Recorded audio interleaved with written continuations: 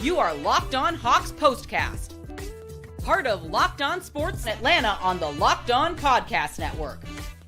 Your team every day. Man.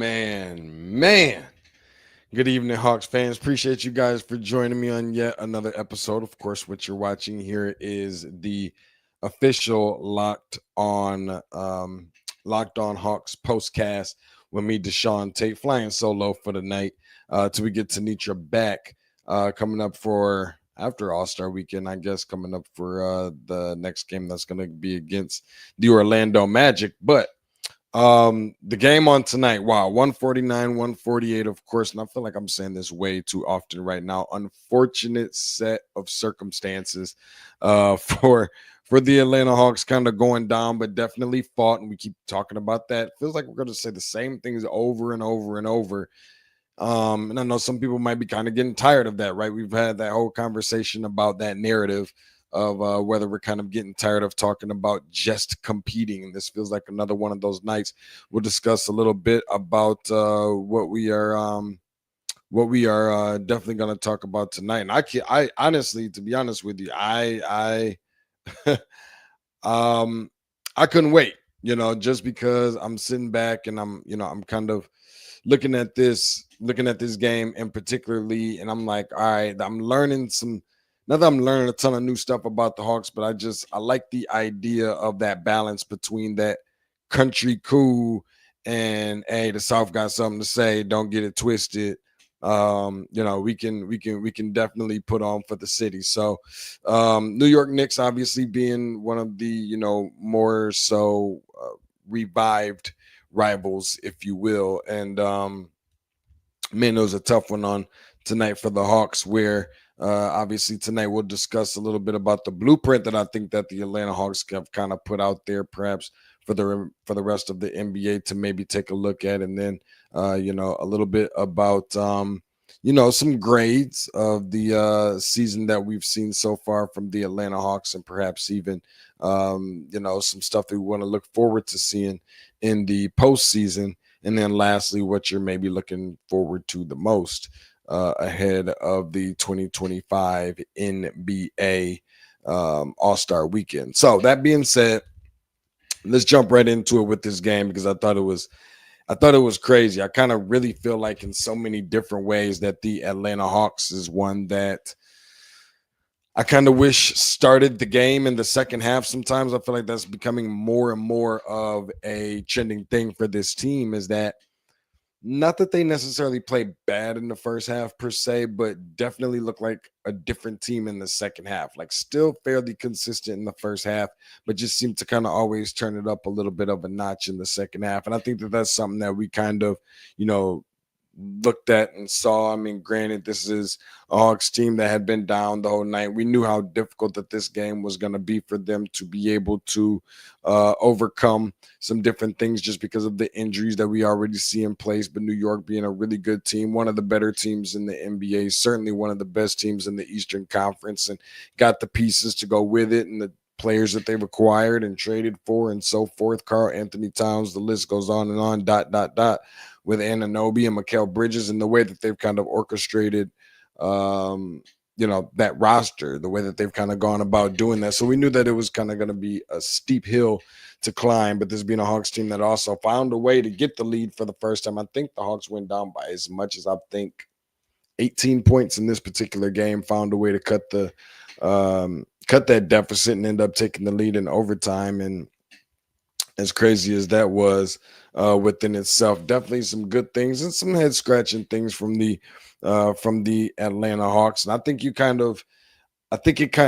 thing that I feel like kind of primed us for what we already were going to expect with this rivalry game and all of the good stuff that comes along with it was, the tie up in the first quarter between Mohamed Gay and Josh Hart, where they were kind of going for a rebound. It was a little bit of a rebounding battle there for a moment. It was like one guy did, of course the whistle had already blown, and the play had already quote unquote stopped except for those two guys, and they're kind of still going at it and kind of a tie-up type of situation. And it was really interesting to see that because nobody wanted to back down from one another. I think that was kind of the mentality of both of these teams, no matter who they played the night before, no matter who they're gonna play the next night.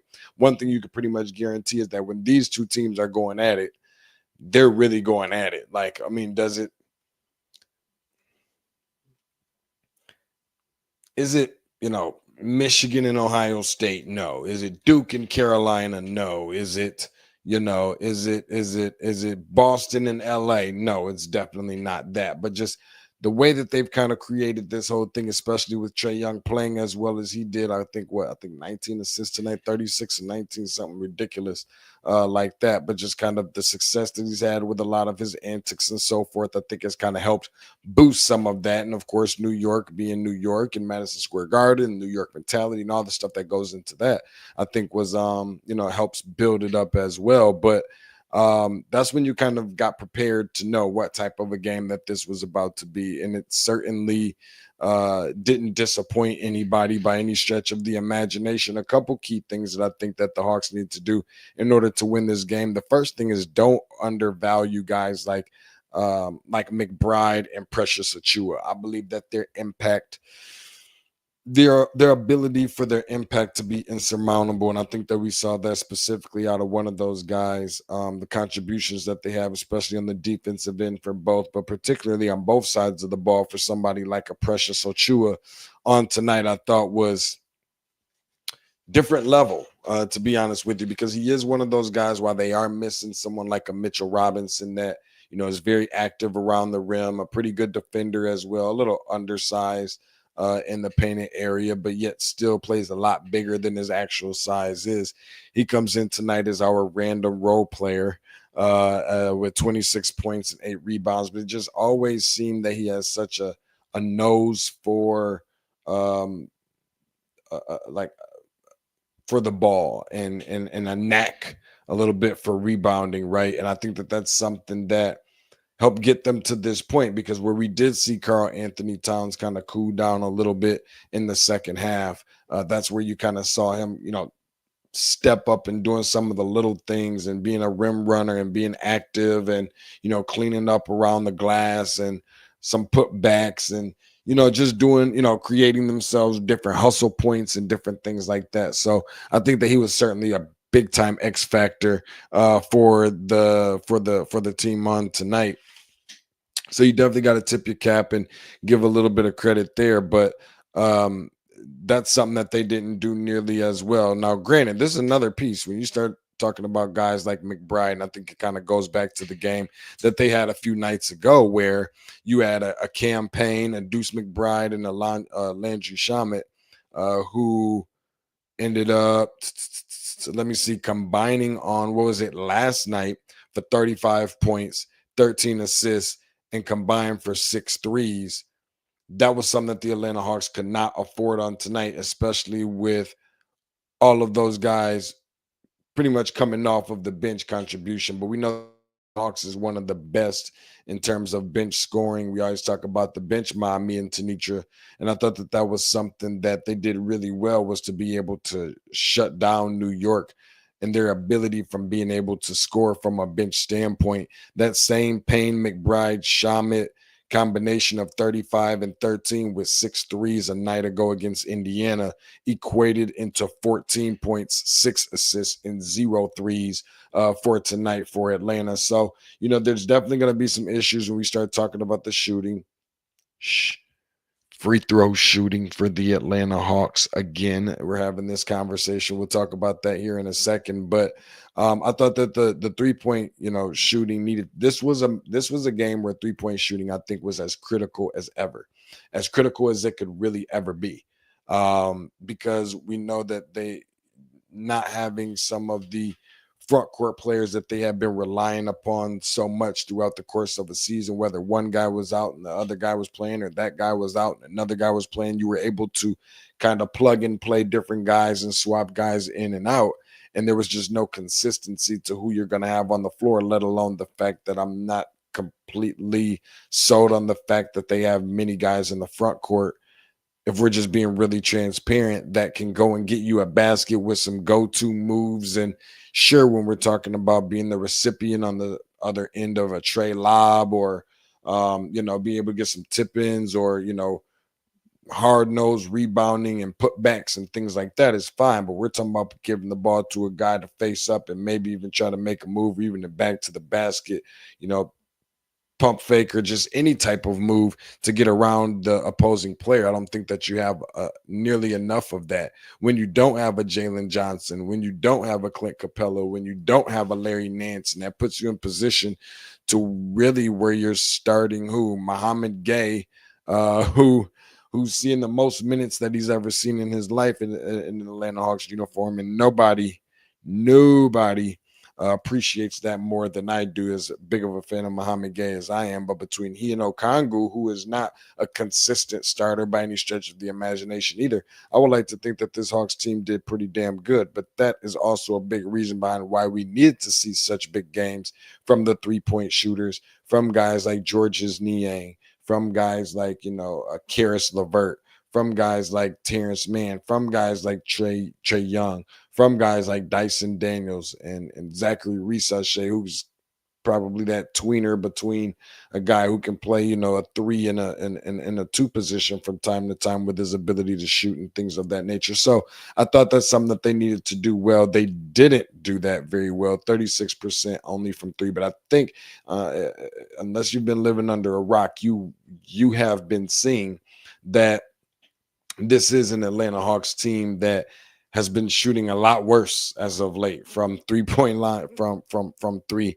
36%. So they definitely kind of improving, but improving extremely slow from that standpoint. So and then the last thing that I thought was just kind of an X factor, and I thought that they did a phenomenal job at this, and ultimately what kind of kept them in the game was that they needed to be able to provide a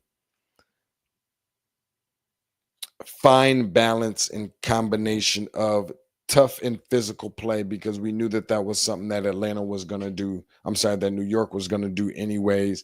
Just playing at home, understanding how big the game is, especially with Trae Young coming in. And, they do love to play that bully ball. They're at Madison Square Garden. They got a couple guys that's going on to become all-stars and starting in the all-star lineup and all this other stuff. So all things being considered, and just wanting to continue to maintain flex muscles that, hey, we are this version of the New York Knicks and we're not going anywhere. Going into now the All-Star weekend, they want to go out with a bang. And that, I think, was their primary goal. I think that the Hawks did a good job at punching back and being consistent and forcing New York to make senseless unforced errors and turnovers and things of that nature when they did, kind of forcing them to wear their emotions on their sleeves and make the game bigger than what it, wanting to put an exclamation point to a degree on the game. And so the Hawks, I think, provided some balance with still continuing to be tough, but yet still playing smart and still playing under control, if that makes sense. So I think all of those things kind of played a big part. Obviously, we talked about Karl-Anthony Towns, who's a guy who has scored 15 consecutive points in the second quarter. I'm sorry, has scored 15. Yeah, he scored 15 consecutive points in the second quarter, which I think kind of really hurt Atlanta prior to the little run that they made, which I think was a 12-2 run or something like that to go into the half. But that would mark for Karl-Anthony Towns' 14th game this season where he has recorded 20-plus points. So it's just way too much size up front for Atlanta. And then how about even a guy like a Jalen Brunson, who has averaged over 28 points in 11 games after scoring single-digit points in the game prior. He ends up with 36 points and 8 assists on tonight. But, for as good as this being a team that they are, the Pistons, the Atlanta Hawks did a fine job off of the bench with these new guys who hasn't even played 3 games as an Atlanta Hawk roster yet. 48-14, I think, is something that really helped the Hawks not only to stay in this game, but you factor in the fact that while they maybe didn't shoot it better than the New York Knicks from the field, nor from three, nor from the free throw line, as I stated earlier, there were some other little intricate things that did help them out. One of those things being the winning the rebounding battle. They win that by 8. Specifically on the offensive end is where, I always kind of pay attention to really who wants it more. An offensive rebound a lot of times can be such a confidence builder. I feel like in my own mind, it almost kind of counts for 2 rebounds sometimes. They ended up out rebounding the New York Knicks on the offensive side 19-8. Points in the paint. Atlanta Hawks led in that. That was one of the more consistent stats between both teams all game long, 78-72. So they edged them by 6 there. Even from a turnover standpoint, yes, 14 is still a bit too many, but yet still, again, not only just 5 at the half, but even more so, the Atlanta Hawks still had less. And I think a lot of that does contribute to the fact that, New York was kind of playing with their emotions on their sleeves a little bit from a block standpoint, from a steal standpoint, from an assist standpoint. All of these different things, the Atlanta Hawks ended up having the edge against the New York Knicks, who at one point in time held an 18-point lead in that particular game. So we'll go ahead and we'll pay a little bit of some bills here for a quick second and talk a little bit about what we would like to see. This is one of my favorite segments here because I love talking about, where we're grading this team at so far, what we've seen from them this year, what we need to see from them coming out of the break that's out of the All-Star break in the Bay Area as well. And just a couple other little things that maybe perhaps we could talk about some ideal starting lineups and things of that nature as well on the other side of this break.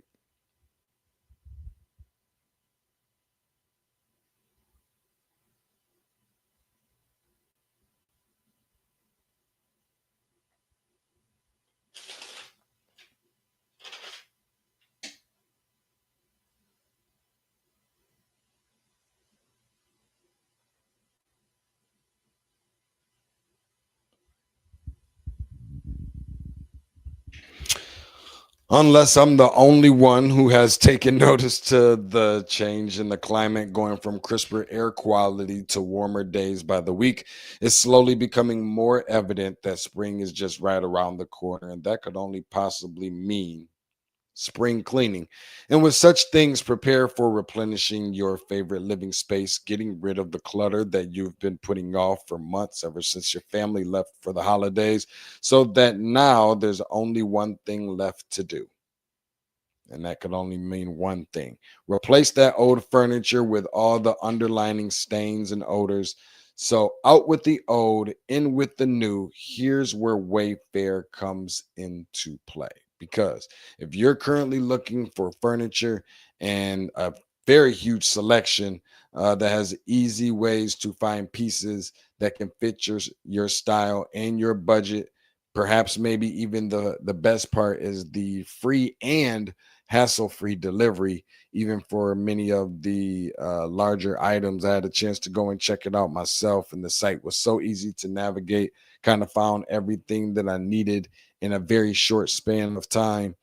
So those are just a couple of the different things that you can do. You're looking for that furniture, you're looking for something ideal. That's not anything that I could think of in terms of a better way to go than it be to go the Wayfair way. Give your home the refresh that it needs with Wayfair. That furniture makes all the difference in the world. Head to wayfair.com right now. That's Wayfair, WAYFAIR.com. Wayfair, every style, every home.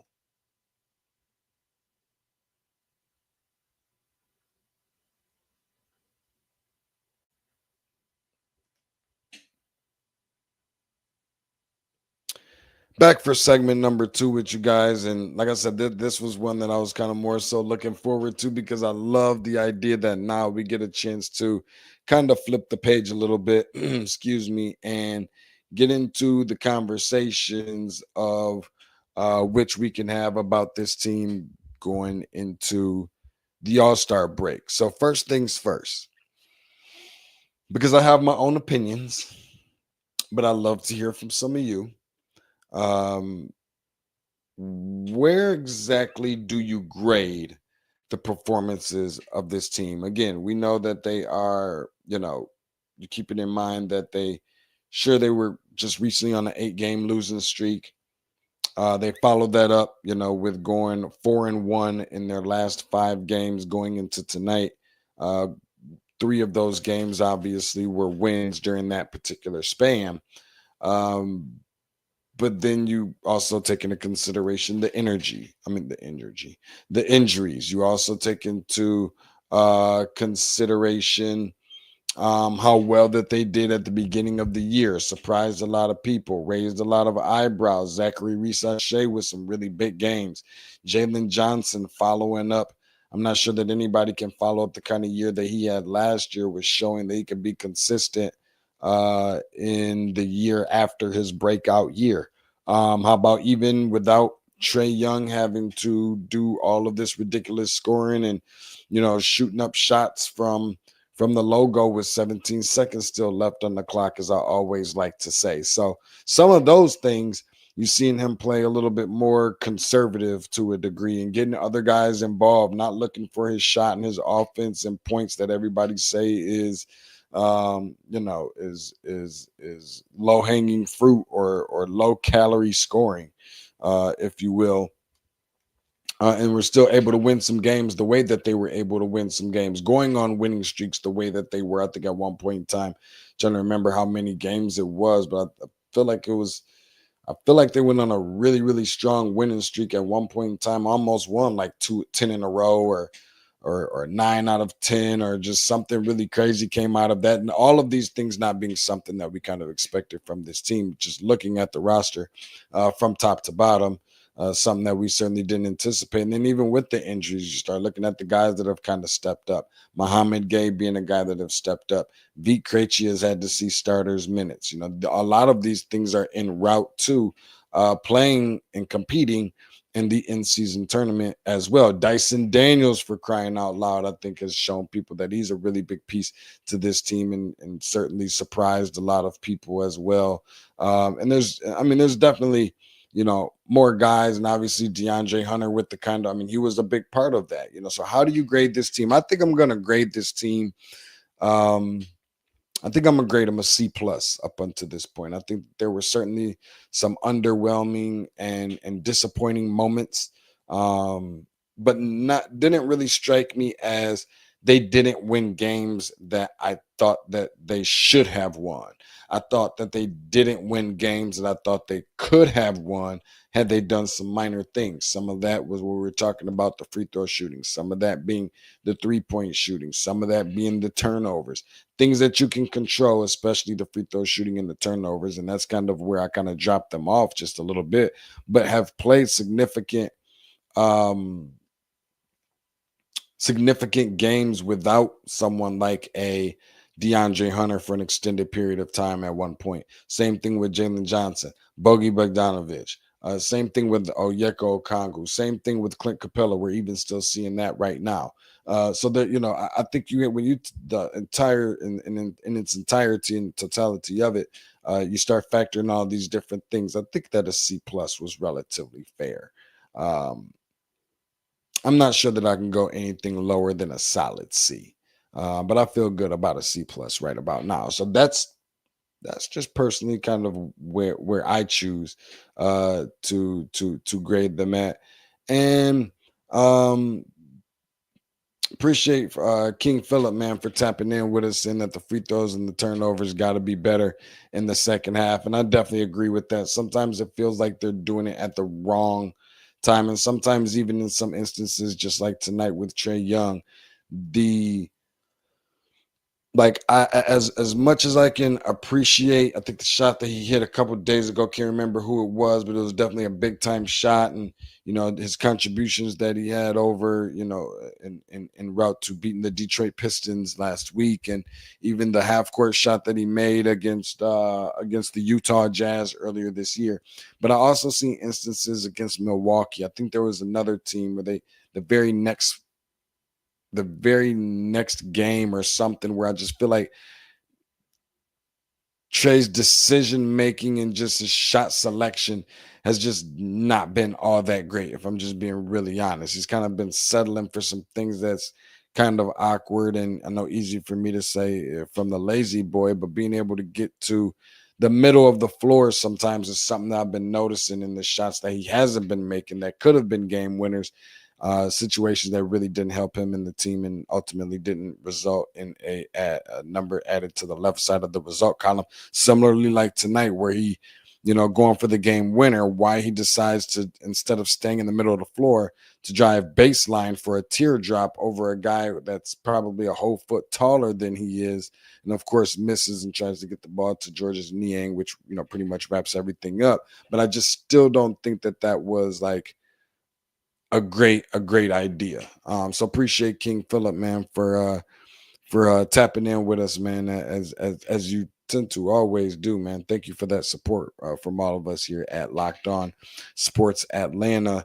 Perhaps let's go to the next question. I want to see what my boy King Philip think about this one here. Fill in the blank. The Hawks need blank to forward success after the break. I think that the Hawks need because they have an identity.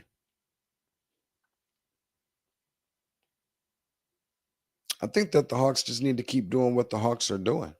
I think that they just need to keep on continuing to compete, control what they can control, and just have matters in their own hands as much as they possibly can. I can't think of a team that have been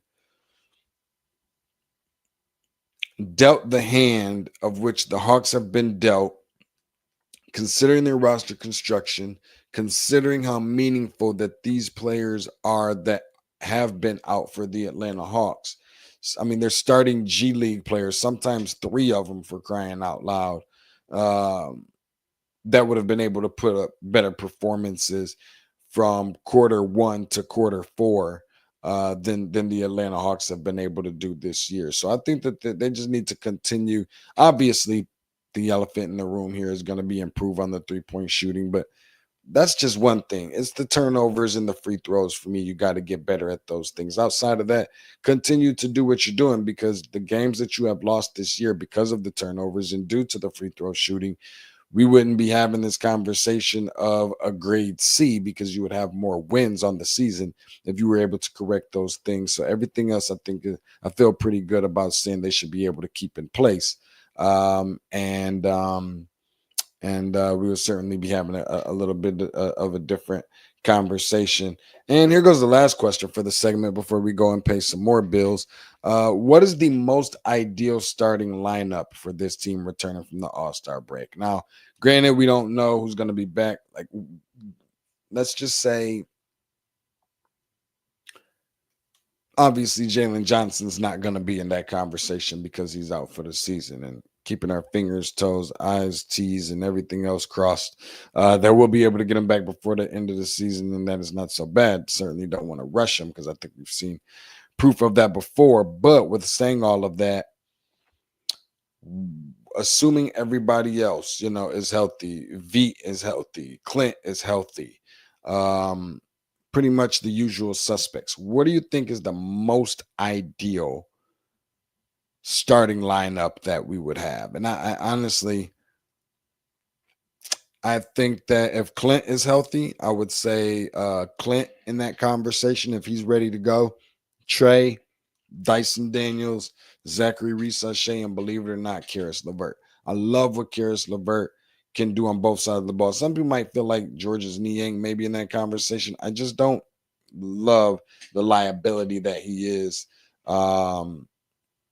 I just don't love the liability that he is on the defensive side of the ball in comparison to the balance that Karis LeVert can give you. So that would be my starting five. What says you?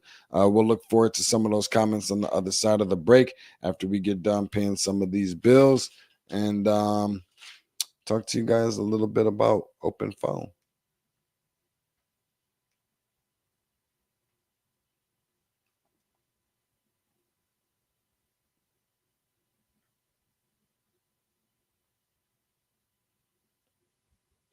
So, are you running a small business? And that means that you're probably wearing a lot of hats. Your personal phone becomes your business phone. And before you know it, you're juggling customer calls all day and night. And as your team grows, it becomes more and more impossible to manage everything with just your own personal telephone number. Well, that's where Open House comes in.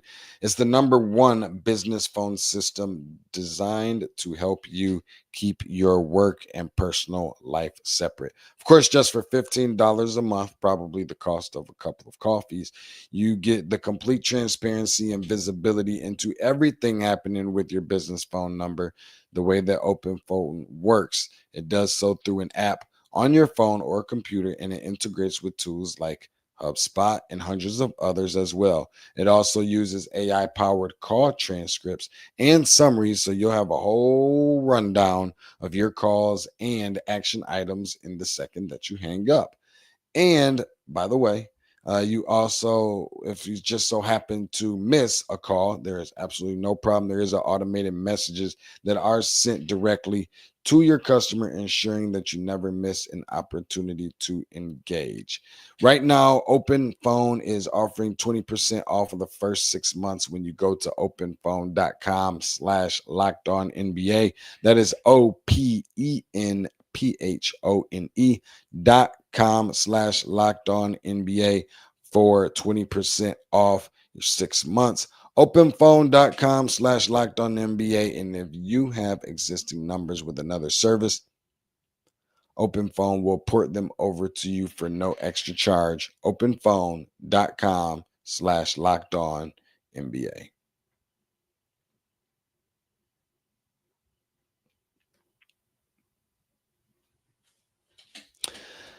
Last segment left with you guys. Appreciate you guys all for tapping in and hanging out with me on the evening. Again, just kind of recapping the game and getting ready to look forward to some. I'm sure that the Hawks are looking forward to as well. Probably getting healthy. Not going to be returning back until we're having conversations about another game, which is going to take place. Give it a little bit over a week. Yeah, a little bit over a week. We got the Orlando Magic coming to State Farm Arena. Seems like we haven't had very many games there. Hasn't had a whole lot of luck there either.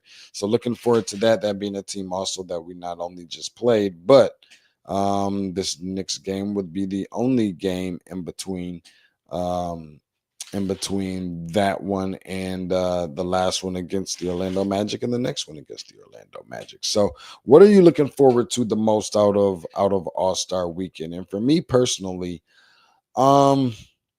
because I don't think I'm gonna be able to get what I'm looking forward to getting the most, which is some competitive basketball. And as you can see on a night like tonight, where I believe, 149 to 148, that was the highest scoring game of any NBA game this season. I'm so used to that being like an all-star game score that we're getting so much to a point where I feel like it's so watered down and just so ridiculous and lack of defense and just any little sort of seriousness, hoping that we can get more of that. And it's not just like a Harlem Globetrotters feel and affair.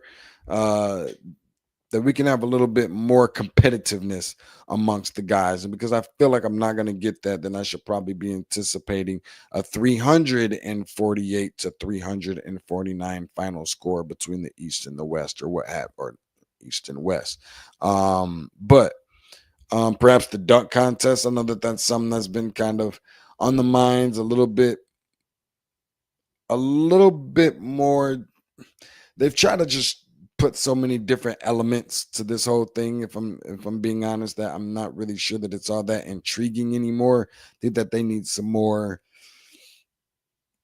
unique minds behind how they should do and I mean, how many different ways can you dunk a basketball, for crying out loud? I mean, at what point are we gonna see someone throw not only the basketball but their entire body through the rim uh, to actually win the dunk contest, for crying out loud? However, that's gonna work itself out. But of course, you got the 3-point contest as well. Looking forward to seeing Zachary Research. You guys make sure that you go and check him out. Rising Stars game on Friday. Was that? Yeah, on Friday night. So make sure that you go and check him out. He'll be participating and representing for the Atlanta Hawks. And then last but certainly not least, getting the opportunity. Who doesn't want to see this? Trae Young, now once again, what is this, 4-time All-Star now?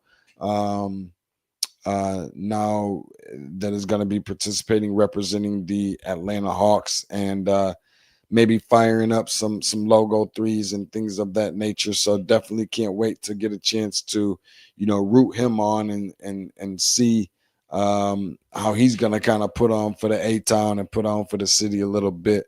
But wish that there was more people that were going to be participating in All-Star Weekend, but nevertheless, keeping our fingers crossed that we can maybe see something like that for the years to come. So remember to go ahead and make sure that you follow us along on all social media platforms. Also, if you're out there watching now, appreciate you for the love. And for those of you who are going to listen and watch a little bit later on, go and follow on all social media platforms. Locked On Sports Atlanta. Be sure to tell a friend to tell a friend.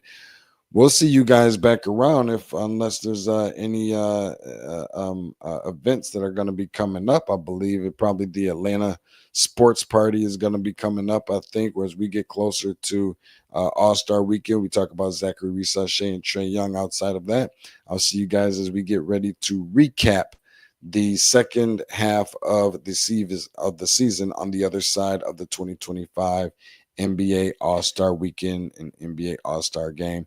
I'll see you then on the 20th, recapping the game against the Orlando Magic live from State Farm Arena.